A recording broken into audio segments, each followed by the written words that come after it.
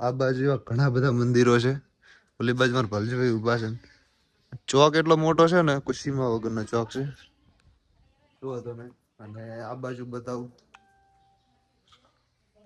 ખરેખર એમ દર્શન કરે એવું છે. કેટલું સુકૂન મળે ને. તો મિત્રો છે ને, આજનો વ્લોગ થવાનો છે અમારે હિતેશ ભાટીની દુકાન હતી ચાલુ. એટલે મતલબ કે અમારે હિતેશ ભાટી હશે ને, પકોડીની દુકાન કરીને હશે. એટલે દાબેલી, કચોરી, ભેળ બેળ બધું મળે. તમે જોઈ કહો છો. બે બંકા અંદર અહીં બે જાય. એક મિની ભૂત છે ને, એક આ બાજુ બેઠો ડોહલો.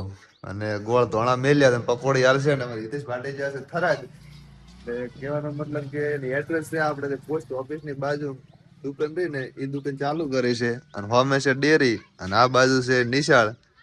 કોઈ પણ પકોડી ખાવી તો અવશ્ય રીતિશ ભાટી નો કોન્ટેક્ટ કરજો. પકોડી બકોડી સારી બનાવે છે. મને તો હજી સુધી ખવડાવી નથી, પણ પોતે ખરાબ બનાવતા એટલે ખબર છે કે સારી બનાવે છે.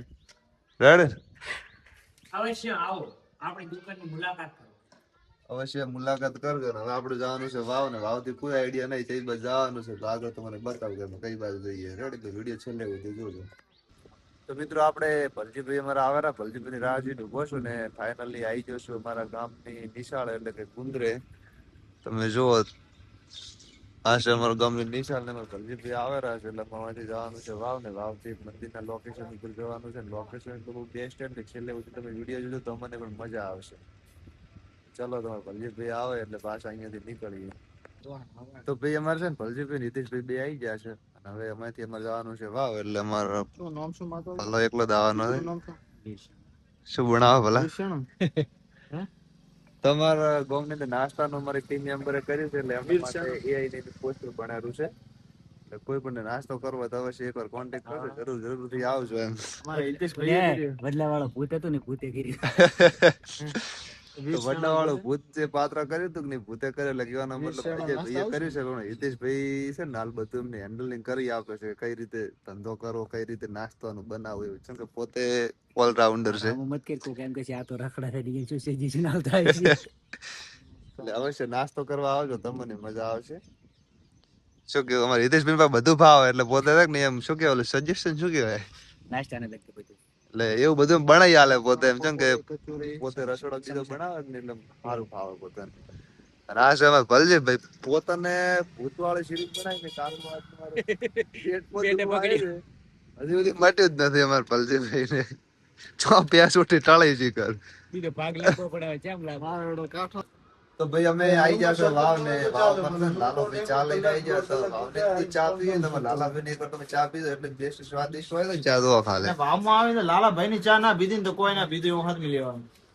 બહુ સારી ચા બનાવે છે. ને આવી જરા વેલકમ મોબાઈલ ની અંદર. ને આ છે અમારે બીજું કેન્સલ કરી નાખો. ચલો હવે આગળ જઈએ લોકેશન ઉપર. આગળ મળવા લાન છે લોકેશન ઉપર. તમે લોકેશન હાલ કેવાનું ન દેજો ને, અહીંયા જઈને તમને બતાવી દઉં લોકેશન.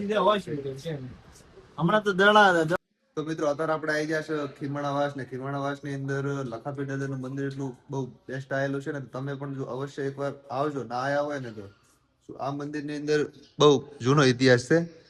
તો અવશ્ય તમે એકવાર આવજો. ને મંદિર ની અંદર હાલ આપણે આવી જશે. લોકેશન બારનું વ્યૂ તમને બતાવું એટલું બેસ્ટ છે. તો કોમેન્ટ ની અંદર જય લખાપી દાદા અવશ્ય લખી નાખજો મિત્રો.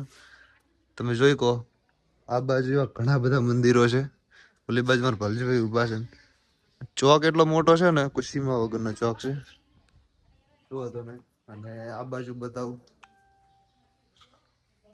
ખરેખર એમ દર્શન કરે એવું છે. કેટલું સુકૂન મળે ને આયાનું. ગયા ફેર હું આયા તો વિડીયો નતો બન્યો, તો આજે ટાઈમ લઈને સ્પેશિયલ વિડીયો બનાવવા માટે જ આયા હતા. ને કીધું દાદાના દર્શન પણ કરી લઈએ. આ બાજુ છે અમારા ભલજીભાઈ. ક્યાં હાલે? બસ મસ્ત. બહુ સારું લોકેશન છે. તો લખાપી દાદાના મંદિરે કોણ કોણ આવેલા છે અવશ્ય મને કોમેન્ટ ની અંદર જણાવજો. ના આવ્યા હોય તો અવશ્ય પણ તમે દર્શન કરવા આવજો. અને હવે તમને બહારનું લોકેશન બતાવું. ને આ છે દાદાનું મંદિર.